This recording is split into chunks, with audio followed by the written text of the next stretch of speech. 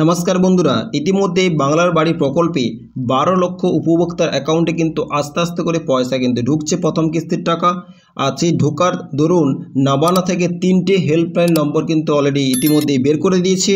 আর ইতিমধ্যে যে helpline number বের করানোর একটাই কারণ যে অবশ্যই পয়সা আপনার যাচ্ছে কিনা, কোন কারণে পয়সা আটকে গেছে, কি কারণে পয়সা পাচ্ছেন না, তিনটে অবশ্যই হেল্পলাইন নম্বর অবশ্যই বের করেছে। আপনার যদি কোনো সন্দেহ থাকে, কোনো কোশ্চেন থাকে, সেই হেল্পলাইন নম্বরে সরাসরি মুখ্যমন্ত্রী বা কাস্টমার কেয়ারের সঙ্গে অবশ্যই কথা বলে আপনার সমস্যা সমাধান করতে পারেন।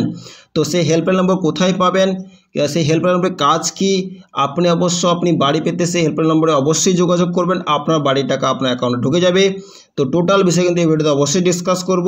তো চলুন, যে সমস্ত ব্যক্তি আমার চ্যানেলে নতুন তো অবশ্যই ওরা সাবস্ক্রাইব করে বেল আইকন নোটিফিকেশন অল করে দেবেন।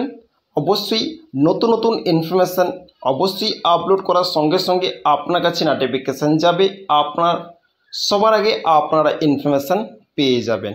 ওকে, তো যারা যারা নতুন তো প্লিজ ওরা সাবস্ক্রাইব করে পাশে থাকবেন।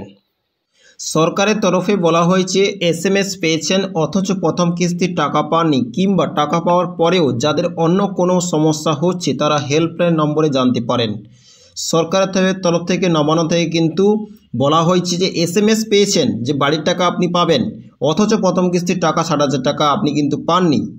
তো অবশ্য পাওয়ার পর তার জন্য কোনো সমস্যা, কোনো কারণ নেই, আপনাকে কিন্তু হেল্পলাইন নম্বর কিন্তু রাজ্য সরকার থেকে বের করেছে, ওই নম্বরে কল করে সমস্ত কথা অবশ্যই জানকারি দিতে পারেন। কেন্দ্রের মুখাপেক্ষী হয়ে না থেকে রাজ্যের কোষাগার থেকে 12 লক্ষ উপভোক্তাকে আবাস যোজনা প্রথম কিস্তি 60,000 টাকা করে পাঠিয়ে দিয়েছে মমতা বন্দ্যোপাধ্যায় সরকার।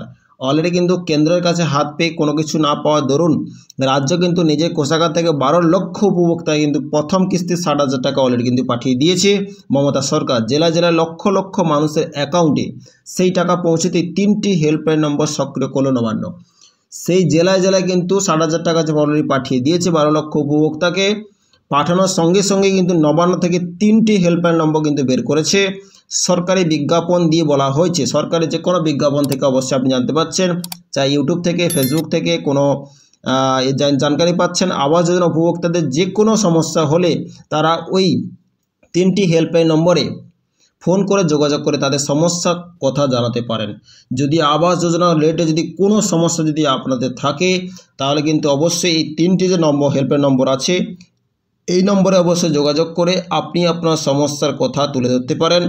100 to 100% আপনার হেল্প পাবেন। ওকে, পঞ্চায়েত দপ্তরে একটি হেল্পলাইন নম্বর রয়েছে 180088999451। পাশাপাশি সরাসরি মুখ্যমন্ত্রী হেল্পলাইন নম্বর অবশ্যই আপনারা জানেন 9137091370। ওকে, রয়েছে যেখানে আবাস সংক্রান্ত সমস্যা জানানো যাবে। পঞ্চায়েত দপ্তরে যে হেল্পলাইন নম্বর দেখতে পাচ্ছেন 180088999451, এটা অবশ্যই আপনি নোট করে নেবেন। পাশাপাশি সরাসরি মুখ্যমন্ত্রী হেল্পলাইন নম্বর দেখতে পাচ্ছেন 9137091370, এটা হচ্ছে মুখ্যমন্ত্রী হেল্পলাইন নম্বর। আর পঞ্চায়েত দপ্তরের হেল্পলাইন নম্বর অবশ্যই কিন্তু নোট করে নেবেন, সেখানেও আবাস সংক্রান্ত সমস্যা জানানো যাবে।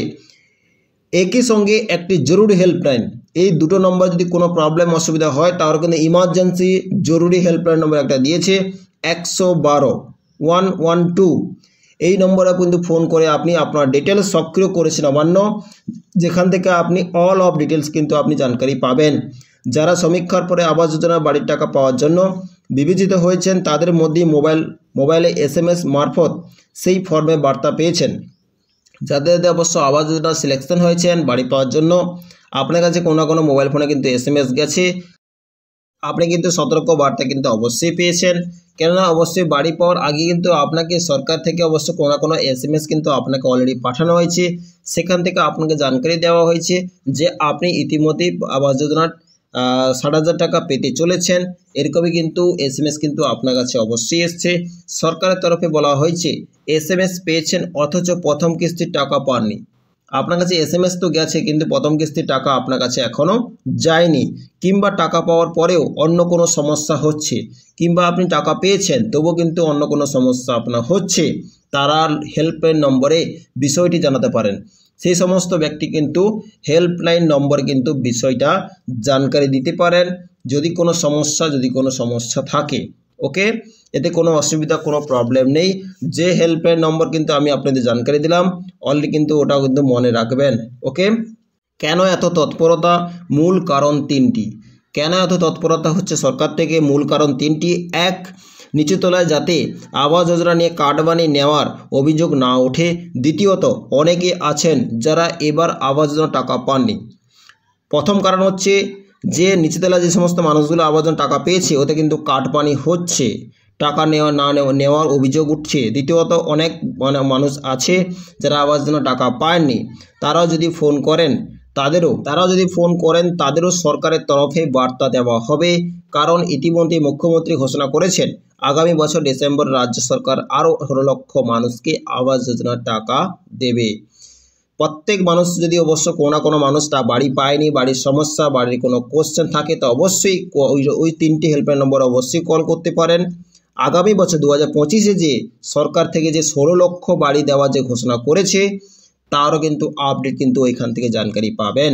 তৃতীয়ত, গ্রামীণ এলাকায় অনেকেই টাকা পাওয়ার বিষয়ে ওয়াকিবল নন, মানে গ্রামীণ এলাকায় অনেক মানুষ আছে যারা টাকা পাওয়ার বিষয়ে কিন্তু এতটা গুরুত্ব নয় বা এতটা কিন্তু নেয়নি। তারাও যাতে কোনো সমস্যা না পড়েন তাও নিশ্চিত করতে চাইছে সরকার। তারাও যাতে প্রবলেম না পড়ে, যাতে কোনো সমস্যা না হয় তার জন্য নিশ্চিত করছে কি সরকার। ওকে, 2019 সালে লোকসভা ভোটে কয়েক মাস পরে দলের একটি সভা থেকে মমতা কাটমানি প্রসঙ্গে তুলে নিচুতলার নেতাদের ভর্ৎসনা করেছিলেন। 2019 সালে কিন্তু অলরেডি কিন্তু ভোটের সভা থেকে কিন্তু কয়েক মাস আগে বলেছিলেন যে অবশ্য টাকা পাঠানো হচ্ছে কিন্তু কাটমানি হয়ে যাচ্ছে, চুরি হয়ে যাচ্ছে, লোক কিন্তু আবাসের নামে কিন্তু লোক পয়সা লুটছে। তো সেটা কিন্তু অবশ্যই কিন্তু মমতা ব্যানার্জি কিন্তু সভা থেকে বলছিলেন। তারপরে জেলা দেখা গিয়েছিল স্থানীয় স্তরের তৃণমূল নেতাদের বাড়ির সামনে কাটমানি ফেরোচ্ছে, বিক্ষোভ হচ্ছে। এই কাটমানি পয়সা ফেরোচ্ছে, বিক্ষোভ হচ্ছে। যদিও 5 বছর আগে আবাস যোজনার টাকা এসছিল কেন্দ্র থেকে, যদিও কিন্তু 5 বছর আগে কিন্তু কেন্দ্র থেকে কিন্তু আবাস যোজনার টাকা কিন্তু পাঠাতো রাজ্যকে। এবার পুরো টাকাটাই দিচ্ছে রাজ্য। এবার কিন্তু পুরো টাকাটাই কিন্তু দিচ্ছে রাজ্য সরকার। 12 লক্ষ উপভোক্তায় কিন্তু টাকাটা সরাসরি তাদের ব্যাংক অ্যাকাউন্টে কিন্তু ট্রান্সফার করছে। সে বিষয়ে যে তিনটি যে হেল্পলাইন নম্বর বের করেছে এই সমস্ত কারণের জন্য কিন্তু বের করেছে। নবান্ন এক আধিকারিকের বক্তব্য, নির্দিষ্ট লক্ষ্য নিজে রাজ্য সরকারের আবাস যোজনা 13,773 কোটি টাকা খরচ করেছে। ইতিমধ্যে কিন্তু 13,773 কোটি টাকা আবাস যোজনা কিন্তু খরচ করেছে।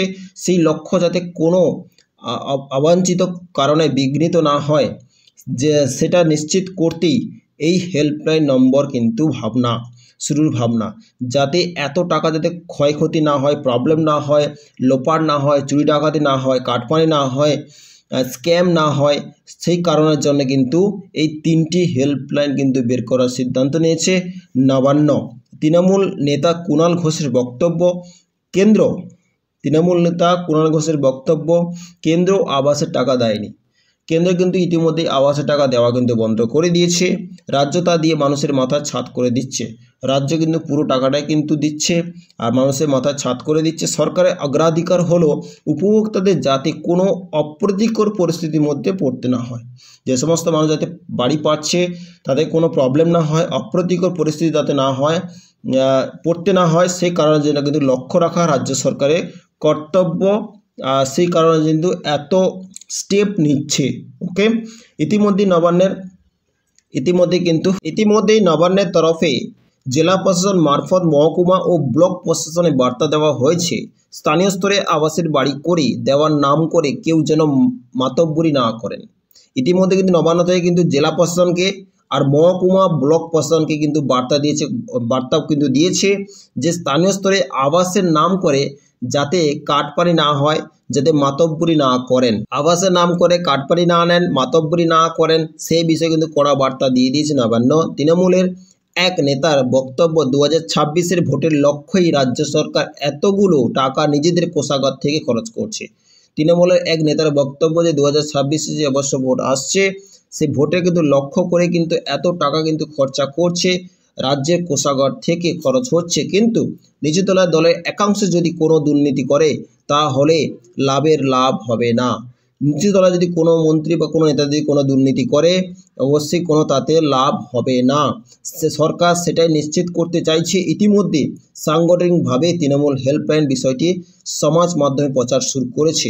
অলরেডি কিন্তু সমাজ মাধ্যমে, টেলিভিশন মাধ্যমে, ওয়েবসাইট মাধ্যমে, ইউটিউব, ফেসবুকের মাধ্যমে কিন্তু এই 3টি যে হেল্পলাইন নম্বর অলরেডি প্রকাশ করেছে। যাদের যাদের কোনো সমস্যা, যদি কোনো অভিযোগ থাকে, কোনো কোশ্চেন থাকে টাকা নিয়ে, বাড়ি নিয়ে, তো অবশ্যই এই 3টি হেল্পলাইন নম্বর যে আমি আপনাকে জানকারি দিলাম, এই 3টি হেল্পলাইন নম্বরে অবশ্যই কন্ট্যাক্ট করে আপনি আপনার সলিউশন জানতে পারেন। কোনো সমস্যা, কোনো প্রবলেম ইতিমধ্যেই নেই। ভিডিওটা প্রত্যেক ব্যক্তি অবশ্যই শেয়ার করে দেবেন। যাদের বাড়ি নিয়ে কোনো সমস্যা, যাদের PWD লিস্টে অবশ্য নাম আছে, যে কোনো জায়গায় অবশ্য কোনো না কোনো প্রবলেম দিয়ে আপনাদের থাকে, এই 3টে নম্বরে অবশ্যই কল করবেন। যে কোনো হেল্পলাইনে কল করে আপনি আপনার জানকারি নিয়ে সমস্যার সমাধান করতে পারেন। ওকে, কয়লা কোথা থেকে ভিডিও দেখছেন অবশ্যই কমেন্ট করবেন। ভালো থাকবেন, সুস্থ থাকবেন। So thank you.